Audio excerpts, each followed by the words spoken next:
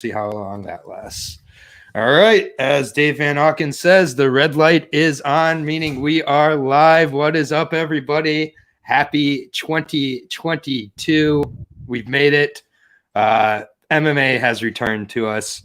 And with me, we're doing the UFC Fight Night, Giga Chikadze, Calvin Kattar, breakdown Cater, if you want to call him that. I will call him Kattar till I die.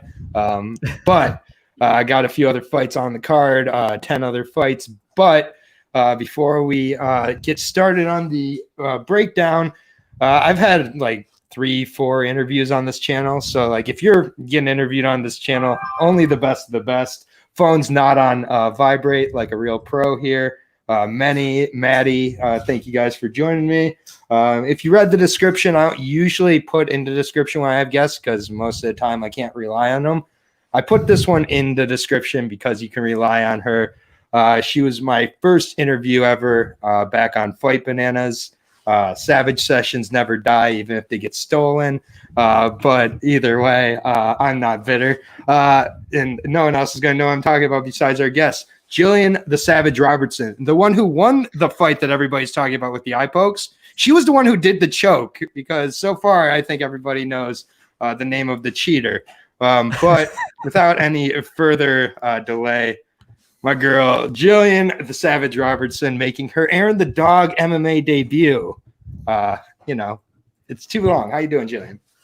I'm doing great. Heading out to Vegas tomorrow. I'm going to compete at High Rollers next weekend, so I'm just hyped about that right now. Yep, just staying active. Was on Submission Underground, or not Submission, Fury Grappling, actually. Earlier last month, actually, I should say. Got the win there. Wasn't happy because she didn't choke out her opponent. She just dominated her for the 10-minute or 8-minute period. But how you doing, Jillian? How's 2022 going for you so far? You're getting ready to go out to High Rollers out in Vegas, correct? Yeah, I feel like it's just been busy already. Like, I feel like my schedule's just lining up. Like, I was talking to my sports psychologist. I was telling him about everything I have coming up, and he was like, "Oh, you got a lot of grappling matches." He's like, what? Why are you doing this? Like, you trying to go out? Are you trying to compete more? What's going on? And I'm just like, I just can't say no, and they keep on coming to me. I'm like, so I've got like 3 or 4 lined up now. I'm like, just staying busy this year. Yeah, well, it's not. Yeah, and I mean, it's nice you're not just staying busy. We saw with the Fury, obviously, there was a ton of UFC talent on that card. Not a ton of UFC success on that card. It was a lot of people who were like, I'm showing up to grapple. I don't know what I'm doing. Kevin Holland does for everything.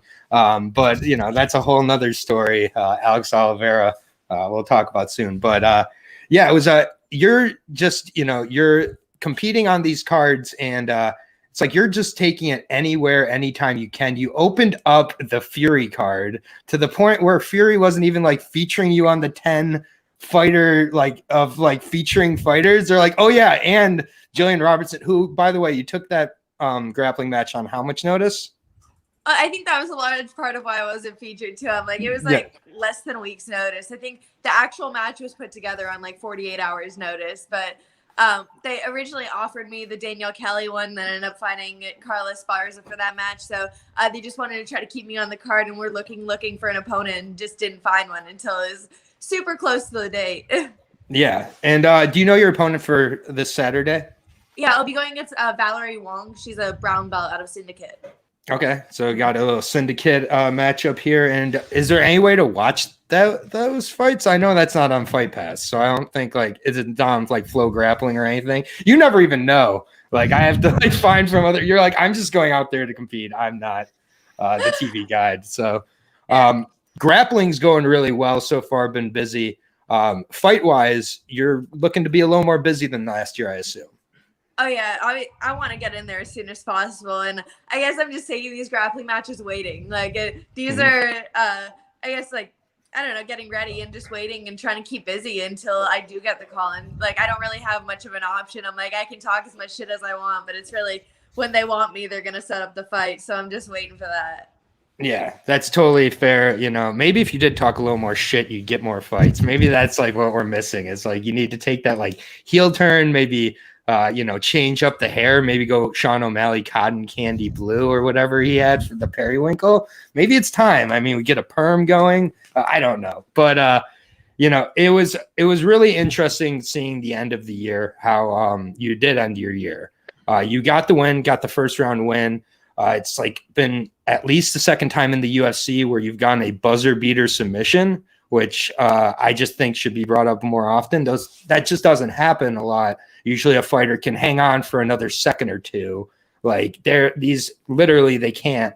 And how have you felt since that fight with the attention, where the attention's gone? Is that something that's bothered you at all? Because I know it's bothered me quite a bit, because I feel like the entire story of your fight was, oh, the girl eye poked you. And it's just like not being talked about what you did in the fight. And is that just me being an overprotective Jillian Robertson fan? Does that like cross your mind? Does that make you more motivated?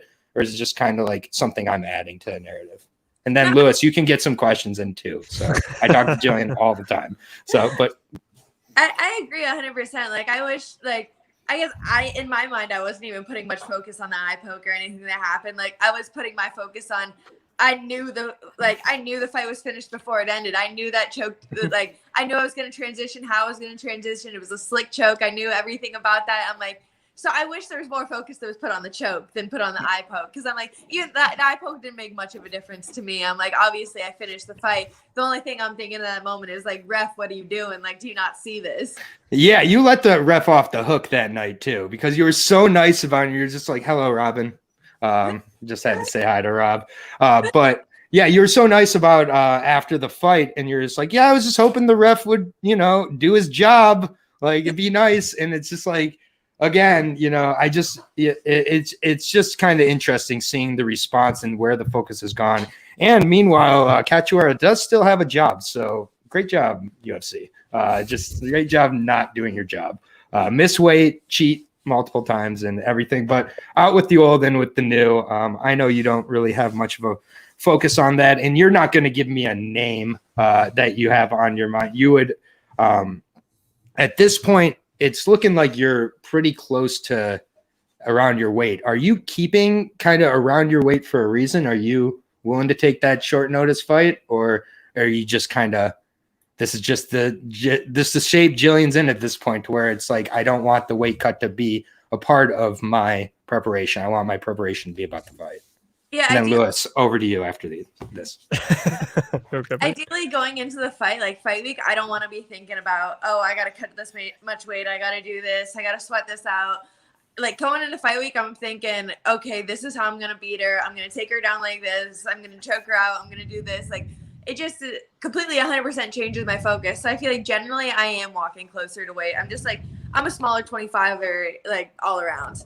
Yeah, absolutely. All right, Lewis, go ahead. As I've said for the last 3 questions, I'm going to give you a question, but go ahead. Take it. No, I was going to ask, based on what happened in your last fight, what do you think of the quality of referees that you've had? Because a lot of them lately have been making crazy mistakes. And Aaron and I, whenever we see a particular 2 refs, we just sigh and roll our eyes. And I wonder what the fighters' perspectives are from that. When you see you're going to get this ref for the fight, are you rolling your eyes, or are you just completely laser focused? I'm 100% laser focused at that point, but it's like it's such a hard position to be in as a ref. Like it's such a fast-paced scenario and so much going on. I know if I was a ref, I'd probably like sit there and just watch people get knocked out, because I'd be like, oh shit, and then like 5 seconds later be like, oh, we've seen that happen with her being multiple times. So but yeah, it's like it's such a hard job to be in such a sensitive position. So I feel like you can't really like judge the refs too much, because it really is a tough position they're in. Yeah. Or judge. You don't have to judge. Yeah, judging, refereeing, it's all these are all the reasons why Jillian is the current all-time leader in finishes in the flyweight division. So just again, things that aren't mentioned nearly enough. I really continue to feel that you are constantly underpromoted, underappreciated by the organization, and I don't really quite understand why, But either way, I'm hoping that the next fight is against somebody with a little bit of a name, a little bit of a pedigree here, and not the opening fight of the night. I know that you love to just go out there and be done with it, but I think at this point, Jillian needs to be moving up towards featured prelim, needs to be moving up towards, getting mentioned and getting at least promoted a little bit, as she's the best in the division. So, while you are one of the smaller, I think you're one of the stronger fighters in the division still. I mean, when you get it down, I don't think there's anybody with a better top game than you in the 125 division. And it's just, to me, what I appreciate about the last fight was your confidence. I think is really showing through in this. It showed through in this last fight. And I think the self-belief is really, I think a big part. And you mentioned, and if this is too personal, you can just say it, and that's totally fine. You mentioned a sports psychologist. I'm a big believer in mental health, mental wealth. When did you start meeting with a sports psychologist, and was there a particular reason that you chose to do that? Because that's not something I've always heard you kind of bring up. And if you don't want to talk about it, totally fine. But I'm curious about that. Well, honestly, I've been trying to work with a sports psychologist for years now. I just haven't really found the right fit. So it's like I've been through, I think, like 3 or 4 different people where it's just like I talked to them for a couple months or maybe a year, and I never really felt like I was really getting what I needed out of it, or it wasn't necessarily just right for me. Like everybody's different in what they need and how they're going to approach the fight. And I guess now I've been working with the same guy for about 6 months now. We worked this whole last camp together, and I think we found the right fit. Like I found somebody who's been really working for me. We're really working to find what I need specifically to help me perform right. Because for me, it's like anxiety is such a huge part of like just everything of me as a fighter. I feel like of me as a person. I'm like, I deal with social anxiety. I deal with like before a fight, I'm sitting there nervous as anything, usually puking. Like this fight was probably the worst I've ever been, honestly, for anxiety and nervousness. And so it's just trying to really figure out those nerves and figure out how to just channel it and be able to perform still. Right on. Cool. Appreciate that. Lewis, do you have anything else to ask Jillian? I've asked my questions, and if I keep her, I'm going to keep her for 2 hours. So I'm cutting myself off here just because she's got a flight to do, and we've got a breakdown to do. But Lewis, any further questions you have? Jillian, always appreciate it. Appreciate that answer and that honesty too, because believe it or not, I have a lot of anxiety. I know it seems crazy, guys, but I have quite a bit myself. So, Lewis, go ahead and close out with any questions you have, and then we'll let Jillian kind of give her whole, let people know where to find her and everything. One thing I do want to ask is, I know you're not someone for trash talk, and as an Englishman, as you can hear, we love it. That is our thing. And you fought Molly McCann, who I'm sure gave you a lot of it. Beat her as well. But can I squeeze you for a name of at least like a couple people you're looking around to fighting? Because the finishes, as Aaron said, they're there. You're the top of the chart for it. You have to be, and you have arguably the greatest grappling in the division. She's literally the top of the chart. If you look up the chart, she's literally on the top of it. You're in a position to call the shots, right? But you're staying humble. First off, I want to say, I think the only person who's ever talked shit to me like pre-fight where there was a little bit thing was Molly McCann. Yeah. But there's nobody that I love more than Molly. Like, I feel like out of the people I fought in the UFC, she's the coolest person I've ever fought. I absolutely love Molly McCann. Yeah, she's great. But actually, I feel like I can't really let too much out. Literally, as we're doing this, I got a text where my coach asked me, "Do you want to fight?" Insert name here. So I'm like, when have you ever said no to that question? Exactly. When have you ever said no to that question? Has there ever been a name that came across a text from your coach that you said no to? Not at all. Exactly. This is my point. By the way, 26 years old, been in the UFC for going on 4 years now, and people still don't know who you are? I don't get it. I will say this right now. This sounds like brown nosing. I don't care what anybody thinks. Jillian Robertson is the most underrated fighter in the Ultimate Fighting Championship right now, in men or women. I might have fight news for you coming soon. So. All right, I will keep my phone open. And can you tell us around what date, around what month, around what season? I don't have a date or anything. I'm as just we're the talking, Okay. All right. Well, stay tuned. Where can people find you? Where can people follow you? Lewis, do you have anything else that you want? Fantastic question, by the way. No, I'm all good. It's just lovely to speak. You can follow me at savage_UFC on Instagram or Twitter. And then hopefully I'll have fight news for you guys soon. Yeah, if you follow her on Twitter, you will get bombarded with tweets on the day of her fight. All the time. And otherwise, there will be no tweets happening. You'll know when if you set your notifications for Jillian's Twitter, you'll know when her fight day is because you'll suddenly have French and English tweets coming in and that's how you know. So, Jillian, I want to thank you for always coming on. It's been a pleasure the last couple of years, particularly as I got to meet you after Boston and have become an even more fan of you. But you guys just you got to wake up. 2022, the year of the Savage here. I can't wait to hear who this fight is against. I have some ideas, but we'll see if I'm right or not. But seriously, go follow her on Instagram if you're not already. You're a fool. And Jillian will be back soon. Best of luck this weekend at the High Rollers. We'll check it out. If we can figure out where to check it out, I'll mention it on my Instagram and everything. But otherwise, thank you so much, Jillian.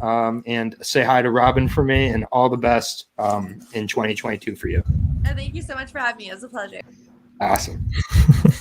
She knows how to get right out of there. Boom. Like, let's go. So, yep. Go ahead. You can accuse me of being a homer of Jillian, like I am. And I'm proud of it. I really do mean everything I say. Ryan, you got in here a little late. As soon as she leaves, oh my God, it's Jillian Robertson. But you can go back to the beginning after this. Check it out.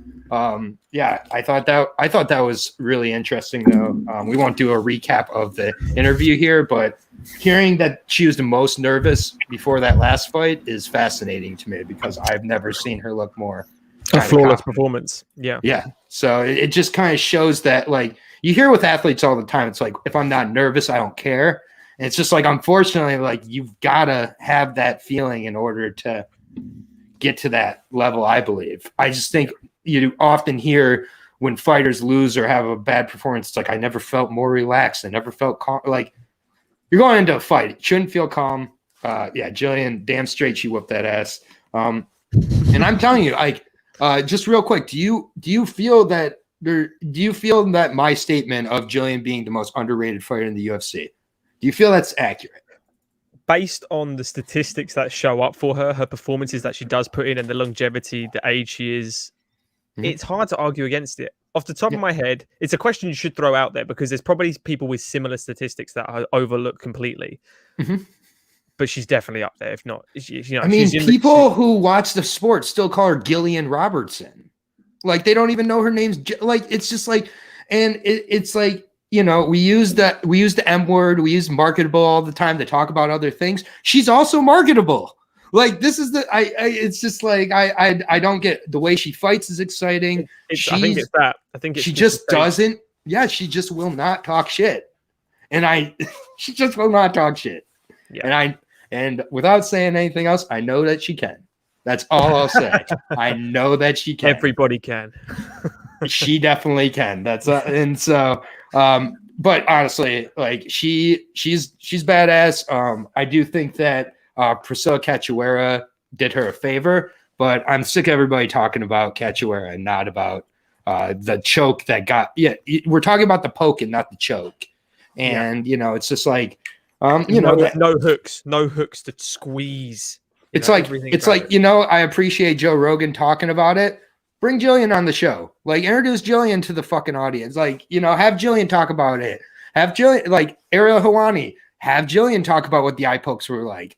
All these people are talking about the eye pokes. Like, it's just, I am way more about the choke. But either way, she's in there and she just wants to keep performing. She doesn't care if anybody's watching or if everybody's watching. That's why she's at this high roller submission event this weekend. She went to the Fury event on 2 days notice. Like, she just doesn't, she went to Mexico City to do a black belt jiu-jitsu tournament, combat jiu-jitsu. Like, she's just trying to stay active. She's going all over the place too. She was training with Raquel Pennington and Miranda Maverick out in Colorado. I mean, it's just, she's doing everything right. And I do think this year is going to be big for her. Yeah, I'm excited to find out that fight news. I think that's pretty cool while we're on the phone, or while we're on our interview. But we're 20 minutes in. Let's go ahead and get started with the breakdown here. I don't know where. Hold on. Let's drop the pen cap. Oh, it's gone. I can't find it right now. Hopefully my marker doesn't run out here. But yeah, thank you all for being with me. Thank you all for coming back 2022. I think we're going to see a lot of Lewis in 2022. Between Cage Warriors and UFC, we're going to be seeing a lot of Lewis. And then, of course, Boston Commons Bunny. Of course, Boston Commons herself, Bunny, will be making her returns as well. She was in the comments a little earlier, of course, as always, showing her support. Always appreciate that. And then she'll be back for pay-per-views. We got an LFA tomorrow with Lucky Locks. That should be fun. I'm going to try to finish up my tape tonight and get an Invicta video out later tonight, since there's an Invicta tomorrow. I didn't realize it was on Wednesday. I thought it was on Thursday, so I thought I had an extra day. But blah, blah, blah. Enough about me and everything. Let's get into the fight breakdowns. First ones of 2022. We start with strawweight matchup where the combined age of the two opponents is 70 years old. I'm not sure how many times that's happened in strawweight history.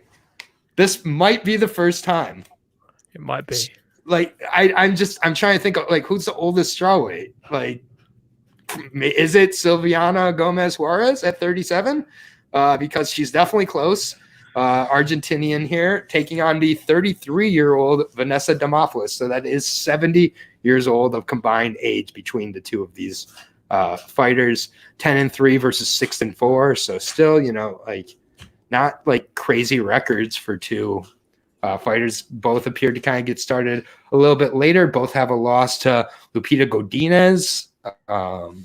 One lost in the first round, one lost in a 5-round title fight in Demopoulos. Silvana Gomez Juarez, like I said, 10-3, 37 years old for the Argentinian. Here, 5'3", 63-inch reach. So, not a big strawweight. Obviously, there aren't really many big ones. Mostly a striker. Has a loss to Ariana Lipski and Poliana Boantello as her other two. So she's only lost to good fighters. Has a win over Vanessa Mello. Otherwise, very unnotable opponents. She looked all right against Lupita, honestly. She landed some good shots, but once the takedown happened, things got really not as great for Silvana. But while Demopoulos is a very good grappler, she's not the wrestler that Lupita Godinez is. Not even close. I mean, every single fight of Lupita Godinez, including her 125 fight, she lifts and slams her opponent at some point with a crazy double leg. Like, that's just not how Vanessa Demopoulos wins this fight necessarily. Vanessa Demopoulos has improved her striking moderately, I would say. She obviously has a knockout of Cynthia Aricio, which was really impressive. And that could be, a big key in this one. If she can't get the takedown, is definitely the speed and her movement. I mean, this is a tough fight. This is a tough fight to call, honestly. Vanessa at 33, I think definitely does have a lot more of a promotional push behind her because she's got the stripper Bible. She, has a very, which literally she wrote in 2017. She's a former stripper, which, nothing wrong with that, but wrote a whole book about like the keys of being a stripper. And, but she's very bubbly. She's very active on Instagram, marketable to some people. Lil Monster fighting out Fight Ready. I think a better camp there in Arizona, has a lot of good opponents to kind of go with. Her UFC debut was at 125. It was against JJ Aldrich. She made JJ Aldrich look like a tank, frankly, but it was at 125. So, yeah. I mean, I've been back and forth on this one. I I think that Vanessa Demopoulos is just a little bit better of an MMA fighter, been tested a little more, and I just have a little more faith in her kind of abilities and overall in MMA. She's faced some good opponents in Corey McKenna and Lupita and Aldrich, although losing all those. Her wins over Sam Hughes was really nice. The Loveth Young fight. We're both fans of Loveth Young, or at least I am. I might be thinking of Lucky, who's a fan of Loveth Young also, but good wins. Vanessa should get this done. Being the younger opponent, should be a little bit quicker and more well-rounded, but not one I'm going crazy over. Yeah, it's a tight call, this, isn't it? And losing to, as you say, Corey McKenna and Lupita Goodness, they both got a lot of hype behind them, especially Corey McKenna at the moment. So these aren't like bad losses at all to have. And they're good fights too. They are good fights. They're competitive fights, which is more important. Yes.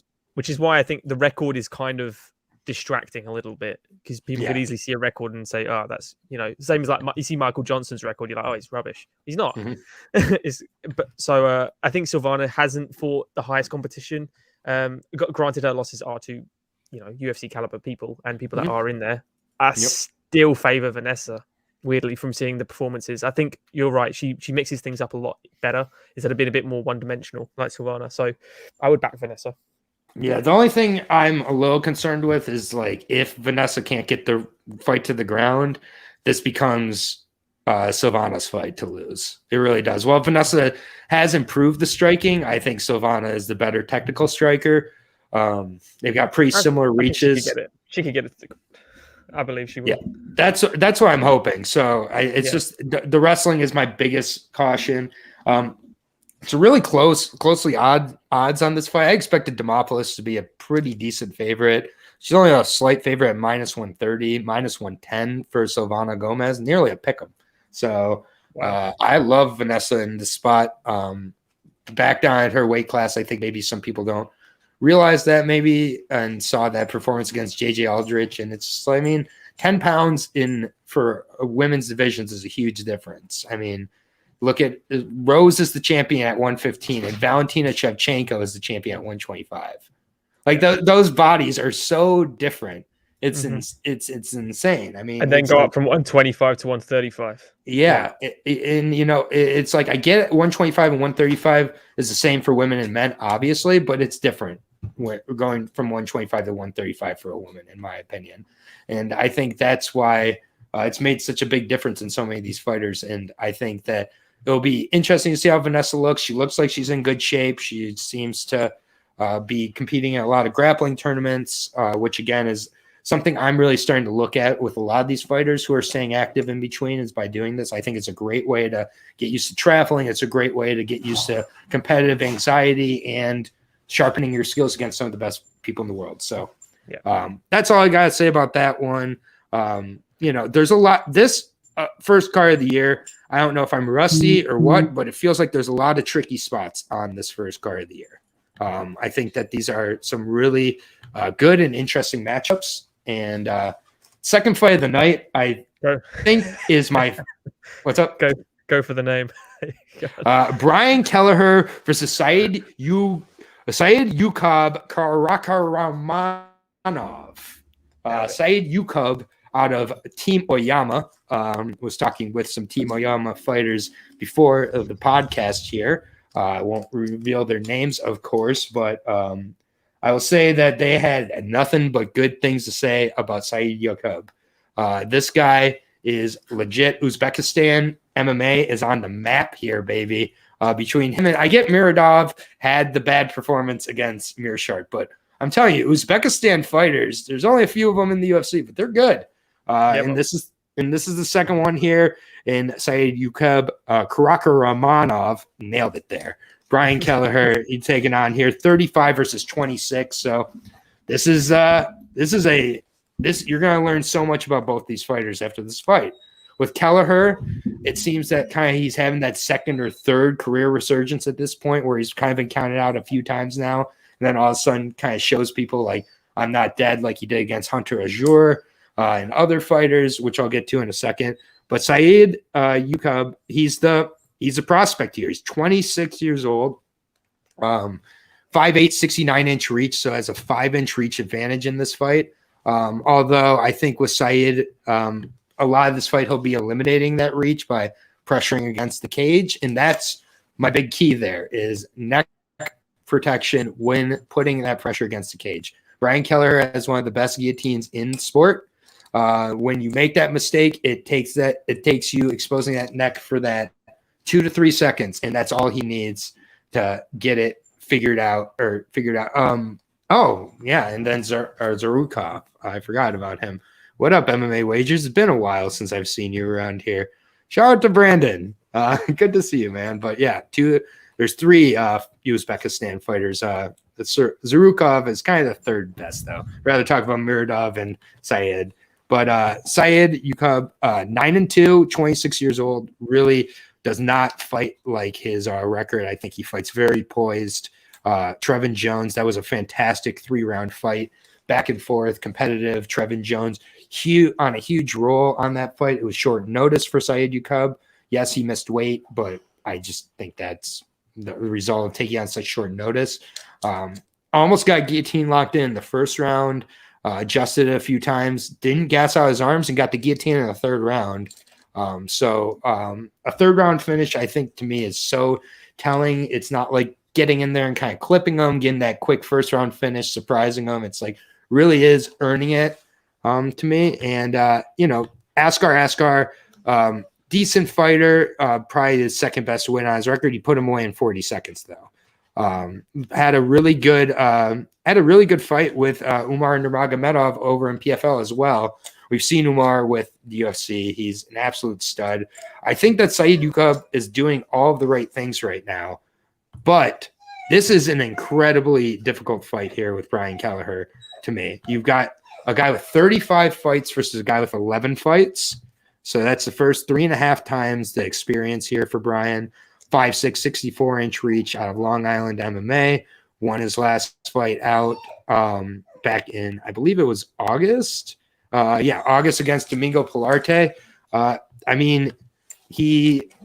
think the way he won with Domingo Polarte, I don't anticipate being the way he wins with Said Yukub because he just kind of physically overwhelmed Domingo Polarte, and I think Said Yukub is completely able, strength-wise, to kind of hang with Brian and everything like that. It's just the craftiness of Brian that really worries me. He had that loss to Ricky Simone, no shame there.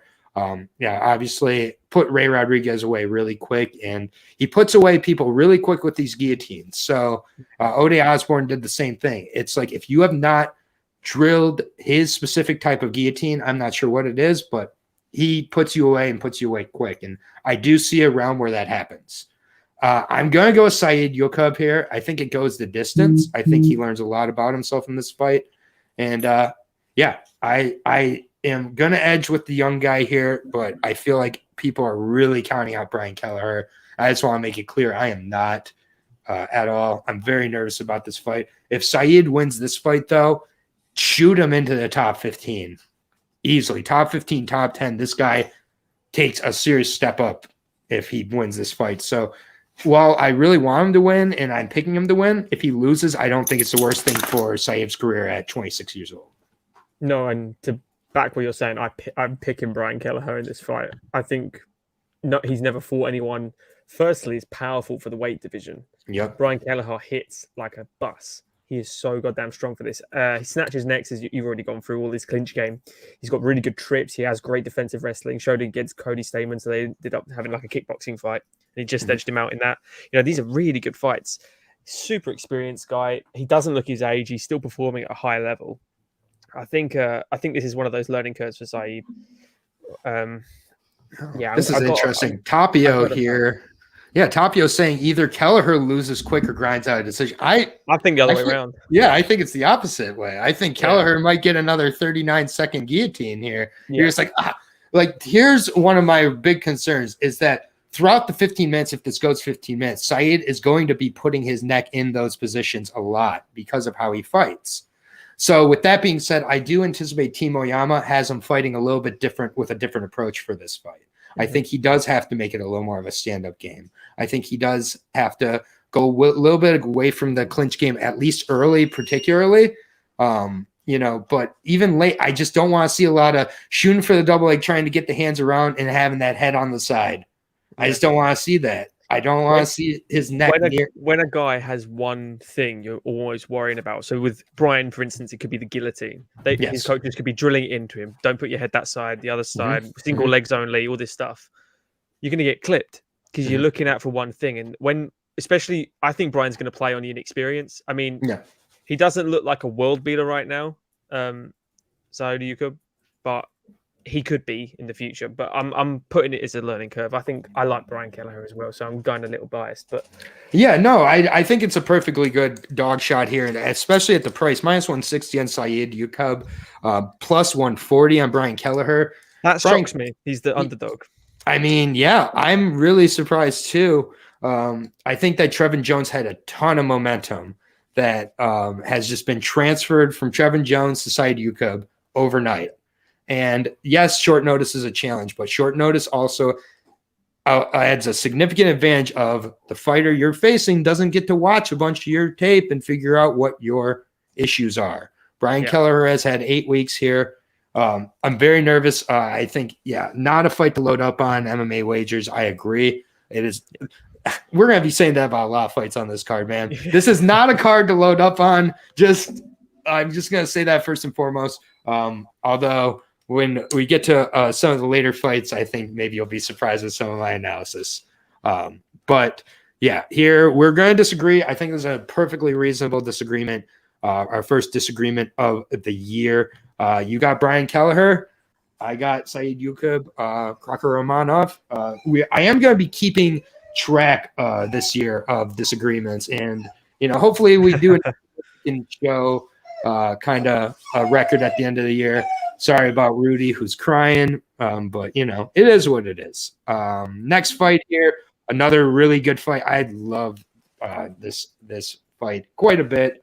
155 LFA never dies. Vladislav Borshalev, whatever, taking on Dakota Bush. This is an LFA special, and I love to see it. Both these guys, former LFA standouts. LFA, obviously, you guys all know or should know. I love the LFA. LFA is the premier feeder organization in the U.S., at least. It's pretty close between it and Cage Warriors at this point. But Borshev, sorry, I added an extra L to it. But I love Vladislav Slavakov, or whatever he calls himself. But 5-1 for the Russian, who's 30 years old, fighting out of American Top Team, or Team Alpha Male. I apologize, Team Alpha Male, where he is working on the one thing he needs to work on to be an MMA fighter: wrestling, wrestling and grappling. It is gonna be the death of him. And but every breakdown I'll ever have of Slava will be if he can stop the takedown, he's got a real chance of winning this fight. However, we'll see you later, MMA wages. Thanks for stopping by. However, Slava Claus, I'm not gonna lie, the fight against Chris Duncan, I picked him. I was sweating quite a bit once I saw Chris Duncan get the takedowns. But it was kind of a perfect second round Slava performance. And he's an elite striker, former boxer, former K1 champion, and now he went over to a wrestling camp in Team Alpha Male.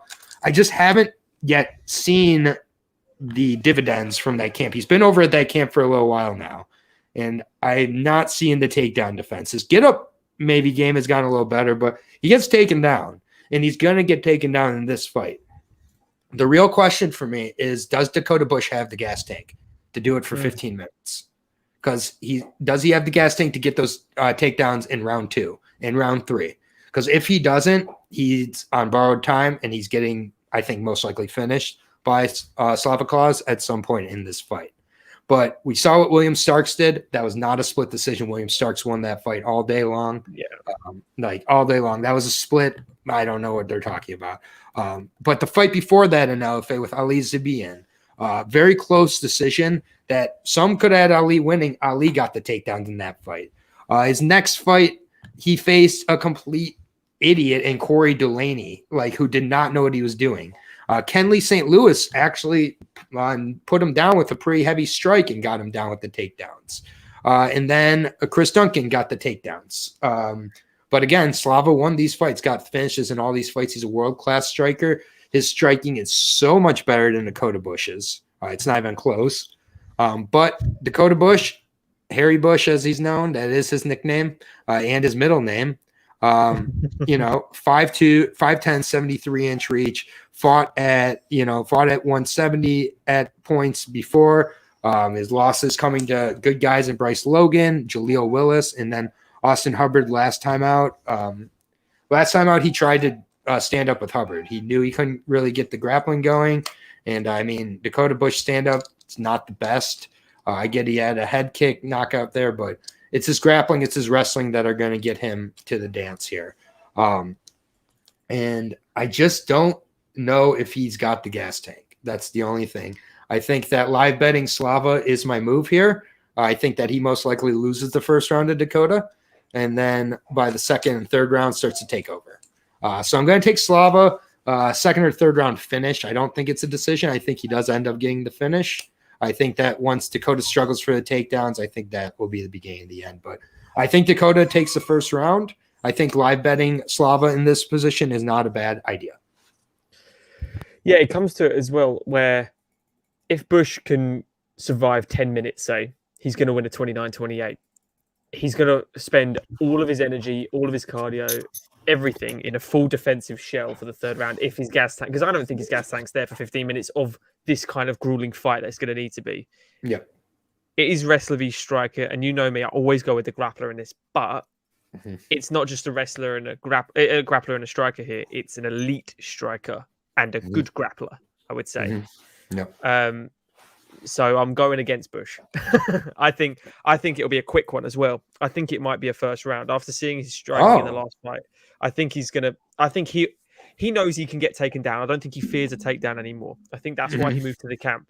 I think he's going to start pressing forward a little more now instead of being hesitant, waiting for the takedown and being that guy. I think if I get taken down, I get taken down. I can get back to my feet. We've seen it. I think he's going to push forward. I think he's going to try and make a statement actually being in the UFC now.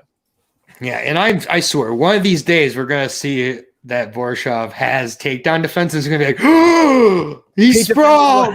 He's sprawled! The wizard! He's got a wizard! Yeah, imagine what that does to his opponent. I think he is a head striking coach at Team Alpha Male, but I'm not 100% positive on that. I know a lot of times these striking coaches, once they start to get higher up, stop kind of coaching.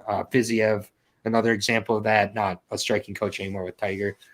So I know at points he has been, and I mean it's a match made in heaven for Slava. It's like, oh, of course you're going to go to Team Alpha Male. Like, I mean that's great, but yeah, I mean I'd love to see a sprawl. That would make me feel much better. Slava, he is a minus 200 favorite, plus 160 on Dakota Bush. For me, I'm not as confident in that first round finish, so I'm probably going to wait to live bet it and bet Slava after round one if he loses round one kind of competitively. And it looks like Dakota's starting to fade a little bit, and I can get Slava at plus money. But minus 200, a little bit steep for me against a guy whose complete game plan is going to be to wrestle in Dakota Bush. So I just don't know if he can do it. It's all about the cardio here. Next fight is at 145. This is another pretty weird one to me, at least. TJ Brown taking on Gabriel Benitez Mowgli here. Get it out of the way right now. Some of the hardest leg kicks or kicks in UFC. Javier Mendez has said this. He split his shin. All the other things that everybody's going to say about Gabriel Benitez. Slammed Umberto Bandele. Those are all the things we got to say. Got them all out of the way now. TJ Brown, this is going to be all action, this fight, with two guys who have a ton to lose, I think. I think loser leaves town, personally, especially for Gabriel Benitez here, 22-9 for the 33-year-old, a.k.a. lost his last fight out to Billy Quantillo. Won against Justin James, knocked him out. That was the fight where Justin James bet his entire purse on himself. So that's that. But yeah, we kind of saw Justin James not too legit. He's lost 3 of his last 4 since that slam finish of Umberto Bandele. Was having a good fight with Sadiq Youssef, but got knocked down in the first round. Decision against Omar Morales, who we've kind of seen. Omar Morales at 145 has been so. And then Billy Quantillo. Honestly, Billy was kind of putting it to him for a lot of that fight. There were some moments that Mowgli had in the third round, and he's always going to come and be trying here. But TJ Brown, man, is just one of these guys. I am not a TJ Brown believer. I don't think there's a lot of guys at 145 I'd pick over TJ Brown personally. I get he had a split decision win over Kai Kamaka. I think that was scored incorrectly. I think Kai Kamaka won that fight. And I think we've seen that Kai Kamaka was not that great inside of the UFC. Honestly, just never quite put it together.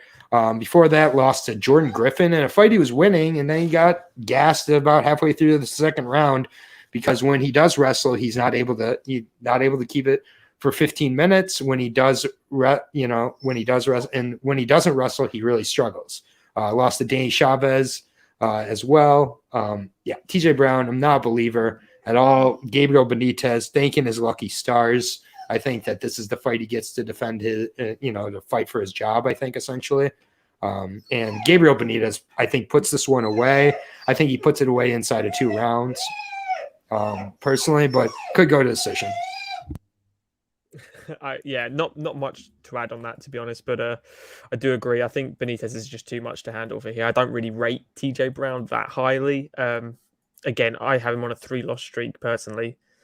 Benitez, heavy leg kicks, great camp, brilliant training partners, on the up. I think the record, again, deceitful record. You're only looking at his last 5, but I think he's got more than enough to beat TJ Brown in this one. And so, 33 years old. Yeah, he's 33 years old. He's not at the end of his career yet. Exactly. Yeah. I don't understand why this is so high up the card, though. I mean, why is Brian Kelleher the second fight? The whole order of the card is madness. We have a main card fight between Jacob Collier and Collier and fucking Chase Sherman. So that shouldn't be a main card of an LFA. It's a main card of a UFC. Again, we'll get to Chase Sherman in a minute. There's a few people on this card that I am just going with the other person based on who they are. TJ Brown is one of those people. Whoever TJ Brown's put up against, I'm picking the other person. Plain and simple. Domingo Polarte, I'll take Domingo Polarte. It's just this is how I feel about this guy. I have, Tapio, I was confused. He put the over 2.5 and then he put under 2.5. I'm not complaining at all. It's very true. Thank God that we have TJ Brown and Gabriel Benitez this high on the card. I'm just glad there's a card to break down. So, Gabriel Benitez is a minus 175 favorite, plus 155 on TJ Brown. This is one of my first fights that I will be betting confidently on, and I'm putting wager on Gabriel Benitez, going to put a wager on him to finish inside the distance as well. TJ Brown, his nickname's Downtown. I don't trust anybody with the last name of Brown who goes with the Downtown nickname. Very, very sus. Just all the way around.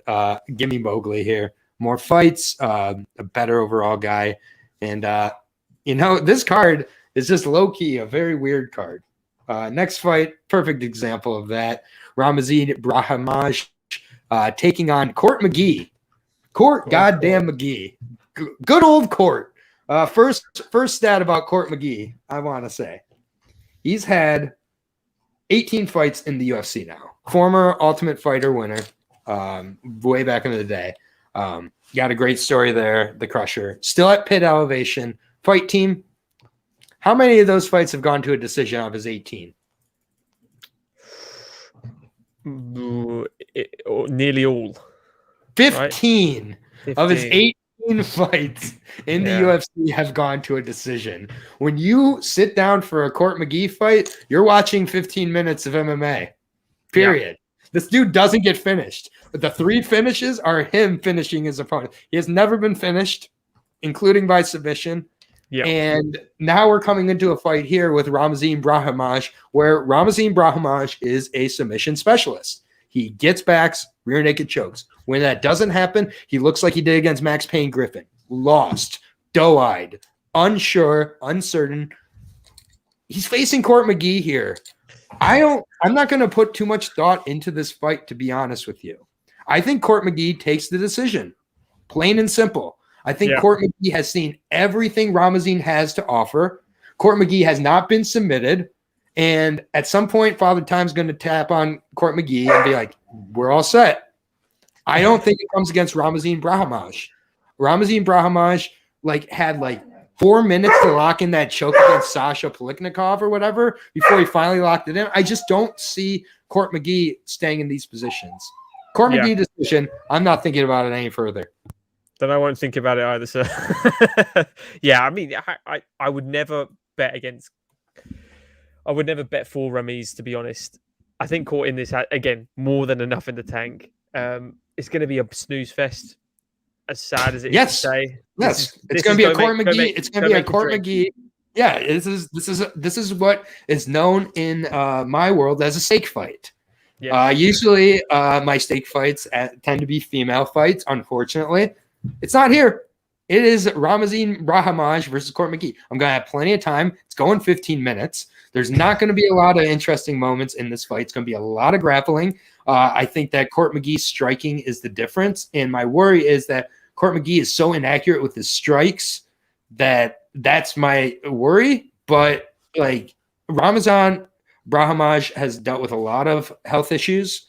He had his UFC debut delayed for several years, I think, due to them. And I just think he's a specialist, and I don't see a specialist beating Court McGee.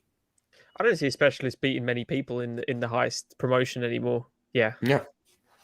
It's weird as it is to say. I put him in the same category as Ed Herman, just been there forever, never gonna stop until he's told to stop, and beats guys like Mike Slow Rodriguez, guys he technically shouldn't, but he does just because I've seen everything you have to offer, Mike. Everything, and Mike should have won that fight, but nut shots, fake nut shots work out. And again, if Court McGee has to take a fake nut shot to take a few minutes, he's going to. This is part of the advantage of Court McGee. He wants that win bonus, yeah. He wants that win bonus. He wants to keep fighting in the UFC. Still only 37 years old. I get it that a lot of people are counting him out, but 37 is not, and I agree, he does have plenty left in the tank. I like Court McGee here. I'm so bummed out. I thought I was going to be the smart hipster pick here. The odds, -110 both ways. Son of a bitch. -110. Straight pick 'em. I don't know if I can bet McGee as a favorite or a pick 'em, honestly, as much as I just kind of leave it be. I don't really want to lose money on a fight like this, so I'm going to just if Court McGee cost you your parlay in 2022, that's just a rough way to go about it. It really is. But people are all over Ramazine. I just say slow down a little. Fortis MMA though, good camp. But again, I just slow down a little bit there, But that is a weird fight. And you know what? I'm going to be saying for almost the rest of the fights here, to be honest. This is another weird fight. Not complaining, but this is a weird fight. Jamie Pickett, I don't know what to think about this guy. I think I've gotten all of his fights wrong so far in the UFC. I picked him when I shouldn't. I picked against him when I shouldn't. Taking on Ugly Joe Joseph Holmes, coming off of that win on Fury against Jonathan Patti. Both these guys got into the UFC off Jonathan Patti wins, so good for you guys. Joseph Holmes here, 26 years old, taking on a 33-year-old Jamie Pickett, Nightwolf. Joseph Holmes, 6'4", 80-inch reach. Both these guys have an 80-inch reach, so really good large frames here. Rudy is really, really making it known that he's not excited about this fight, but we still got to make it go here. Joseph Holmes, 14-1 overall as a pro and an amateur, 7-0 as an amateur, 7-1 as a pro. His only loss coming in his debut to Jordan Newman, who, if you guys don't know who Jordan Newman is, you should. He's over with Bellator, world-class wrestler, Division III national champion, and it was a really close competitive fight. I mean, I don't think there's really any shame in that loss. My problem with Joseph Holmes is Fight Not Glory MMA, by the way, with James Krause and others.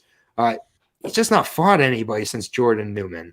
Kona Oliveira, 1-1. Tyler Jones, 6-8. Ryan Lenninger, 4-1. He took a Muay Thai bout, 0-1, 3-2, 6-1. Shante Barnes on the Contender Series, I think 34, 35 years old. And Joseph Holmes didn't get a contract from that for a reason, and he got finished in that fight. Didn't look all that great. A lot of Joseph Holmes fights, he kind of, fights and lets his opponents kind of show where they're weak before he kind of takes advantage of it a lot. Or he's fighting someone who's just not really challenged. So that's my worry about Joseph Holmes here. Oh, I'd love to see that Roland Dunlap fight. That would have been a really good test.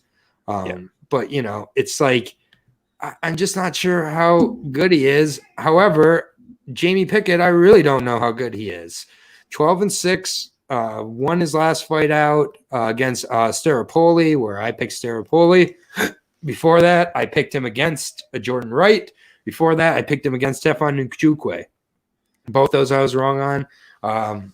He's good when he lets the volume go, but the volume is often kept in his pocket or used for a blitz or two, and then he's very, very defensive, lets his opponent kind of dictate the pace a little bit.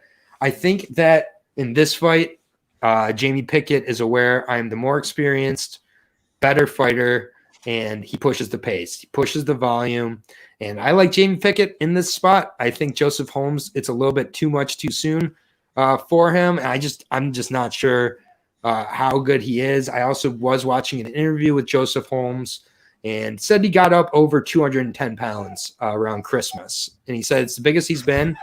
So I don't love coming into your biggest fight with your biggest weight cut also. And I just think Jamie Pickett, he's really good when the fight's fought on the outside. Defensively, he's very good. It's just the volume needs to be adjusted a little bit here. I think he adjusts it, and I think Jamie Pickett ekes one out here. So I think a lot of people are loving Ugly Joe, and I'm not sold. I'm not sold, but I'm more sold. I'm going with Joe for a reason of he's a finisher. No matter, even though the guys he's fought haven't got, say, the greatest records or they're not the most skillful, you only get put what's in front of you in these organizations. Most LFA and Cage Warriors both have the same motto, which is you're taking this fight. There's no negotiation. There's no negotiation on pay. Or if you say no, you're out. Bye. We'll see in a different organization. That's the way they go. This is how you want to get into the UFC or, a high area of Bellator, whatever. Let's say the UFC because Bellator's Bellator. But you're taking this fight. That's how it's working. You win. And he's done that. And he's not only won, he's finished multiple ways. He's got knockout power. He's got great grappling for the level anyway. And and Pickett's at his level. I think they're very similar. But you're right. If he can let his hands go a little, he's gonna knock him out. Yeah, but I don't think he will. I don't think he will. Whenever I want someone to, and I'm same as you. It's one of those fighters you're like, I'm gonna bet him and he loses. I'm gonna bet him and he wins. Oh yeah, I will say right now, I'm not betting Jamie Pickett. After what he did against Jordan Wright, I'm never betting Jamie Pickett. Because then what he did is he caused me to overrate Jordan Wright, and then I cost money on Jordan Wright. So it's just a whole Jamie Pickett. I'm just gonna sit this one back. I like Joseph Holmes a lot. I think that I'm just going with Jamie. But the price definitely doesn't dictate me betting on Jamie. Plus 130 for Jamie Pickett, minus 150 on Joseph Holmes. I'm surprised there. I expected Joseph Holmes to be a bigger favorite, but not to be too disrespectful to the fellas, but I think by the end of 22, neither of them will be in the UFC. Man, you're saying Joseph Holmes gets cut like 2 and done, 3 and done? Okay. Yeah, I don't think neither of them are staying long. Well, he might have an extended contract because they get Well,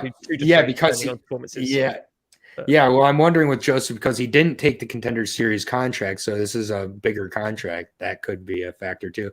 So we got this is our second disagreement here. You got Joseph Holmes, I got Jamie Pickett here, and 51-49. Yep, and I'm already regretting my decision, but it's locked in there now. Next fight at 145. I think this is a potential fight of the night winner here. Honestly, between Joe Anderson, Brito, and Bill Algio. I think this is just going to be nonstop action, start to finish. Joe Anderson, Brito, wild man, wild Brazilian, throws caution to the wind, like few other fighters I've seen recently. Has trouble keeping his fingers to himself, so he'll fit right into the UFC and eye poking. If there was a prop bet to put on the eye poke, I would bet that Brito gets an eye poke or at least a warning for extended fingers at some point in this fight. Did it throughout his Contender Series fight, and he's done it in other fights too. That is not a new move by him. Bill Algio here, Senor Perfecto, is 14-6 overall, not so perfecto. Out of King of Prussia. You just can't have a nickname like that and then have a 14-6 record. That's just like not how it works.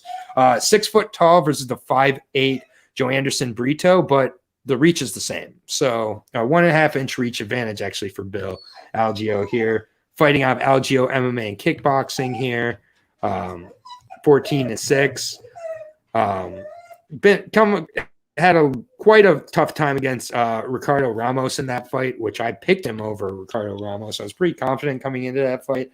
But the problem with Bill Algio is his takedown defense. He gets taken down against everybody. I think it was 6 takedowns against Ricardo Ramos, which is insane. I get Ricardo Ramos is over at Team Alpha Male now, so that's definitely helping, but still like turned him into a world-class wrestler and really, really bad sign there for me, and my biggest concern here. Also, the fact that Bill Algio just takes a lot of shots in his fights. Takes a lot of damage. Did against Spike Carlisle, did against Ricardo Ramos, did against Ricardo Lamas. He gets into wars. He's got very long streaks, though, and I think that could be a big key in this fight because he's facing a guy in Brito who throws all the caution to the wind, throws windmill strikes. None of them are thrown the way you're told to throw them, but they land and they hurt people. He looks like a John Lineker style Davidson Figueiredo at 145 to me. I think Joe Anderson Brito is an extremely exciting prospect, and it's just all about can he temper and control his weapons a little bit at the highest level because he's going to have to get the results he wants. I think he's got a really good first opponent here in Bill Algio. I think Joe Anderson Brito puts it on him, man. Puts it on him and gets him finished somewhere in, I think, the first round. I think Joe Anderson Brito is a killer. I think he's going to have a lot of finishes in the UFC. I think they're going to match him up very intentionally on his rise up, and I think this fight against Bill Algio is a great first spot at that. I completely agree with he needs to sharpen up with his striking, but his whole game plan is unorthodox, crazy high level power strikes, and that seems to be the go-to. He's very. I like the John Lineker comparison because it's just one shot that doesn't look crazy hard, almost like a Dodson as well. When he touches you, just your body just goes the wrong direction. And it's just not the way you're supposed to throw the strikes either. But no one can tell you, like how Dominic Cruz moves. No one's ever teaching you that if you go to a Muay Thai gym or a kickboxing gym or MMA is not about doing things the way you're supposed to. Exactly. Never has been. Getting an opponent that gets hit a lot, it's like the answer is in front of me going KO. Right. Someone gets hit a lot and doesn't finish anybody against someone that does finish everyone and hits hard. Go with the guy that hits hard and finishes people. So I think this is a no-brainer with Brito. I like Bill Algio though, because in the third round, if you remember against Lamas, he put it back on Lamas, and he's got a decent gas tank. To be fair, Spike Carlisle, we endured the opener of that, but Spike got cut after that, I believe. He ended up in Cage Warriors, California, I think. I mean, Spike's looking much better. I mean, the thing about Algio, he doesn't give up. Third round. Yeah. I think he's won the third round in all his fights in the UFC, actually. Yeah. I think he won the third round against Lamas as well. Yeah, and that was on very short notice. So it's just and Anderson's a very quick starter. So it's there's a couple of questions for me. Can Algio survive round 1 against Joe Anderson? I'm not so sure.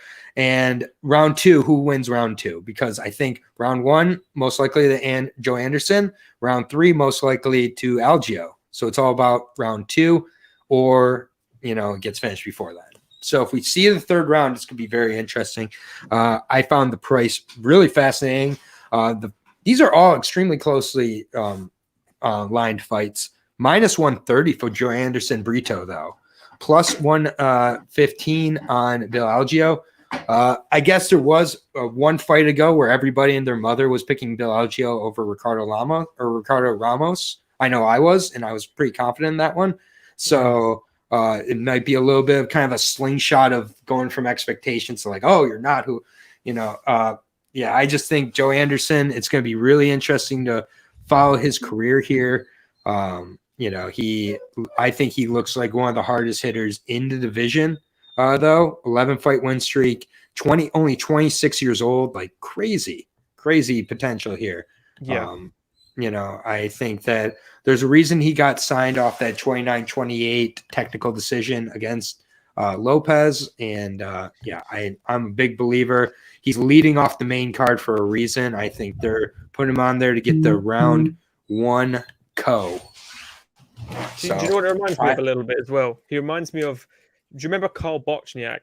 He fought Zabit and was getting his ass kicked for 2 rounds. And in the 3rd round, he bit down his gum shield and he swung and he almost won the round and he looked like a monster. And I was like, to do that against someone of that level, which was Bill Algio to me, was against Lamas. Lamas tore him apart in the first 2 rounds. Yes, the competition was just ridiculous. But then after that, Karl Bochniak lost 2 more times in the UFC. He got beaten up. So to me, Algio, he had a phenomenal round that made me go, he's got something, but I don't think it's going to work out. And it's that kind of, that's the only reason I'm comparing him, obviously.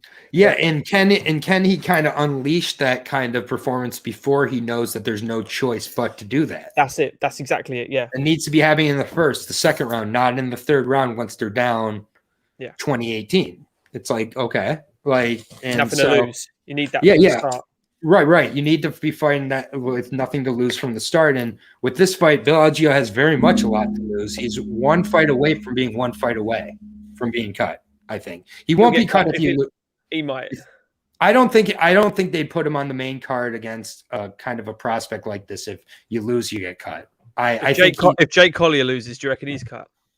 Well, we'll talk about that in 1 second here. Right. Speaking of which, this is not. I thought they were the opener on the main card. They're the 2nd fight on the main card. They are just nestled right into the main card here. Well, we got Jillian Robertson leading off fight nights. Like, again, this is the type of thing I'm talking about. Chase Sherman has fought on, I believe, 3 or 4 main cards now.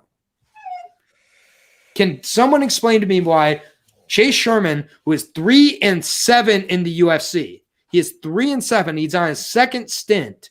He lost to Andrei Arlovsky. Yeah, that hurts. Got schooled by Andrei Arlovsky. Schooled by him. Jake Collier, not much better. Rolled off the couch and got kneed in the belly by Tom Aspinall. We got 33 versus 32, 6'3 versus 6'4. Both guys should be at 205, and then instead at 265 and weighing in near the heavyweight limit. This is no excuses MMA for Jake Collier, the prototype. This guy is called the prototype. That's what he looked like at 185. Which is what that is not. I'm so annoyed at what he turned out against Aspinall. Dude, so crazy what showed up against Aspinall. He's weighing in at 264 and a half. Losses. He's gained. He's cutting pounds. He's cutting weight. So he's gained 100 pounds, pretty much. They hope these heavyweights bang. These heavyweights are about to go for 15 minutes. They're about to be. I don't think there's a finish in this fight. I really don't. I don't see which side the finish happens on. I really don't. I think Jake Collier is my pick. He's more well-rounded. He's more well-rounded. He's I think going to be, a little bit more willing to mix it up in this fight.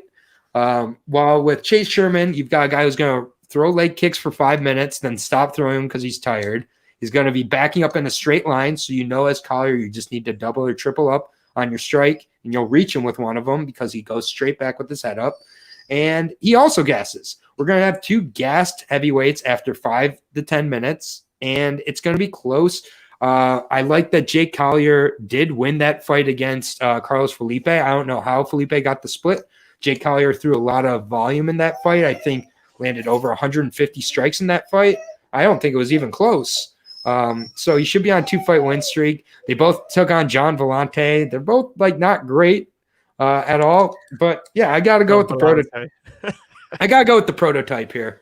Like I'm not betting $1 on it. These guys are terrible. But John, Jake Collier. I said earlier when I saw TJ Brown, I go the opposite way. When I see Chase Sherman, I go the opposite way. I'm gonna go Chase Sherman just to be different. I do not have any opinion on either of them. I think they're both not worthy of this organization. I don't think they should be on the main give Jake a minute. Give Jake a minute to prove. I think the last couple of fights, Jake showed such an improvement from that Aspinall fight. I fell off. When he was a 185er, he had something. The fact he's gained he's got 80 pounds. He's probably gained over 100 pounds when he's not muscle. That is not muscle at all. No. He looks like Roy Nelson's stepchild. I mean, but Chase Sherman is terrible. Like Armchair MMA, good to see you. Sherman is garbage. Yeah, correct. And a juice head. Yeah. And Collier has great output. He doesn't look like he can put output, but he's still got that middleweight output. He's fat, but he's got that middleweight output, man. And that's the key. Let's go with the fat guy. They're both fat guys, so we're not, that's tough. But here's the problem. Jake Collier is the favorite in this fight. What the hell? This was supposed to be my dog. That is how bad Chase Sherman is. Minus 125 on Jake Collier. Plus 105 on Chase Sherman. If you're betting on Chase Sherman or Jake Collier, honestly, God have mercy on your soul and call Gamblers Anonymous because you have a gambling problem. If this goes to the third round, it's going to look like Kimbo and Dada. Oh, God. Yeah, we're going to have a death. Oh, God. R.I.P. Are both those guys dead at this point? Yeah. Damn. That is wild. Yeah. They are both dead. Damn, I forgot that Dada died. Yeah, from that fight, wasn't it cardiac arrest? Oh yeah, I mean, his diet was fried chicken. So, damn it. But yeah, he throws over 100 strikes. Yeah, I mean, Chase Sherman throws a decent volume in round one. He just after round one, he's like, I'm tired. So hopefully we see a round one knockout because I don't want to see 15 minutes of this, but. I think we're seeing 15 minutes of it, man. I really do. I even looked at the over 2.5, and it's at minus money. This is a heavyweight fight where the over 2.5 rounds is at minus money. You don't see that too often. That is a warning sign from the odds makers. But next fight here, potential fight of the night again. We have weird or fight of the nights. That's officially my description for all of these matchups on this card. It's either really weird or fight of the night. Brandon Roybal versus Rogerio Von Turin at 125. This should be an absolute banger of a fight. Von Turin coming off a really good performance his last time out, although he missed weight at 135 against Matt Schnell. I don't know what happened there. It was short notice, and I don't believe he's missed weight at 125. So I think that Von Turin, I'm just going to kind of chalk that up to a weird short notice scenario and not think too much of it. At 125, this guy is an absolute tank. He is an absolute tank, 5'5", 67-inch reach. And when he's at 125, I just really like how he looks. I like the frame and everything. Was coming off those 2 losses to Ray Borg and Kai Kara France. The Kai Kara France fight was fantastic. And Kai Kara France did get the finish, but Von Turin had his moments in that fight as well, for sure. You're muted right now. He had 4 minutes and 50 seconds on his back, didn't he? So yeah. So and then Kai Kara France got the finish there. Ray Borg did what Ray Borg does. The Paiva fight got stopped before it could really get started in that fight, so it's really tough to tell with that one. But Von Turin, he's a tricky guy. Good grappler for sure, good power in his strikes. The Bibliatov split start off his UFC career definitely was impressive. His Gustavo Gabriel fight was really fun to go back and watch. Gustavo Gabriel was kind of putting it on him in that fight quite a bit. Nearly had Von Turin put away, and that's what I liked about Von Turin is when he got hurt, he resorted to his Brazilian Jiu-Jitsu black belt, and it's a legit black belt. This guy is really, really skilled, incredibly physical and strong for the division, underrated striking as well. And then there's Brandon Roybal, who I love Brandon Roybal. I love Raw Dog.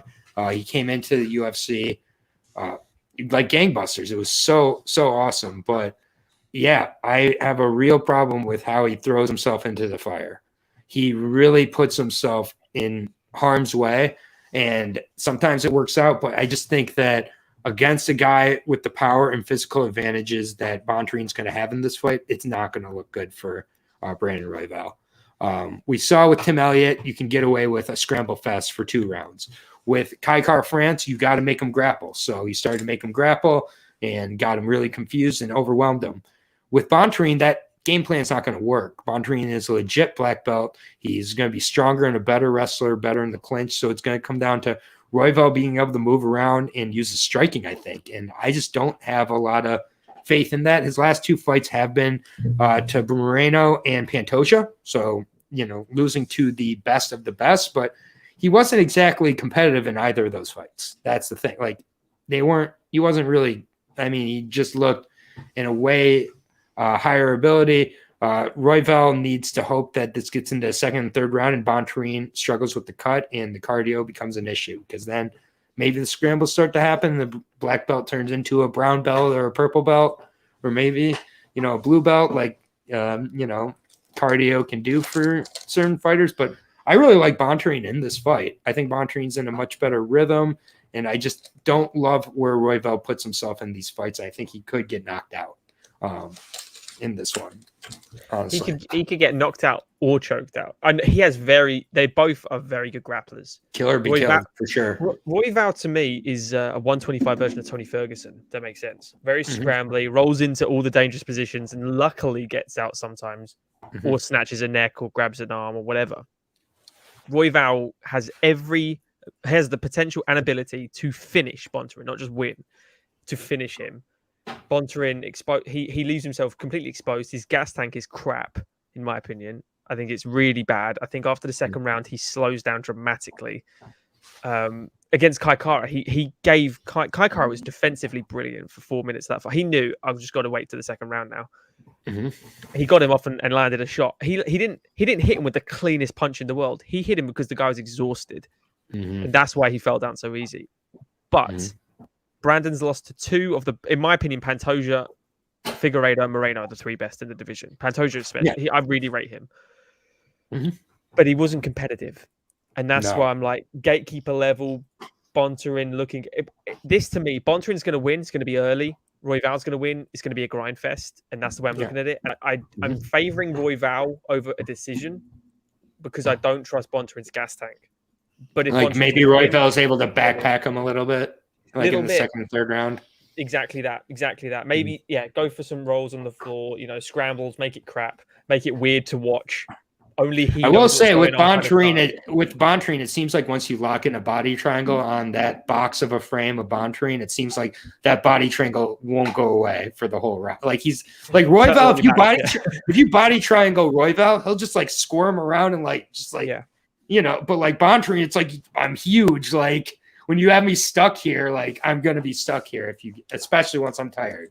Like I will take this round off and hope by round 3. So.